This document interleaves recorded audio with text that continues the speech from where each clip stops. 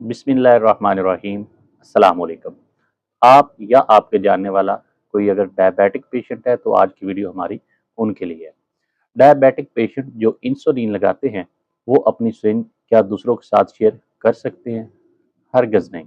Diabetic patient को अपनी insulin की सिरिंज या इंसुलिन का पेन दूसरे डायबिटिक पेशेंट के साथ जो कि इवन कि सेम इंसुलिन लगाता है शेयर नहीं करना चाहिए, क्योंकि अगर वो शेयर करते हैं तो इंसुलिन की नीडल के जब आप इंजेक्ट करते हैं तो उसमें थोड़ा बहुत ब्लड भी आ जाता है जो आम आंख से नज़र नहीं आता।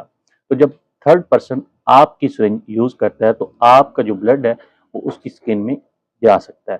तो इस तरह बहुत सी बीमारियों फैलने का खतरा होता है, जैसा कि hepatitis B, hepatitis C, HIV और बहुत से ब्लड बोर्न इन्फेक्शन जो पता नहीं चलता वक्ती तौर पे और फैल जाते हैं। तो इनकी एहतियात के लिए आपको अपनी इंसुलिन की सिरिंज किसी के साथ शेयर नहीं करनी चाहिए, और अगर मिसहैप हो जाता है तो फ़ौरन आप अपने हेल्थ केयर प्रोवाइडर या अपने डॉक्टर से रजू करें और अपना प्रॉपर चेकअप करवाएं।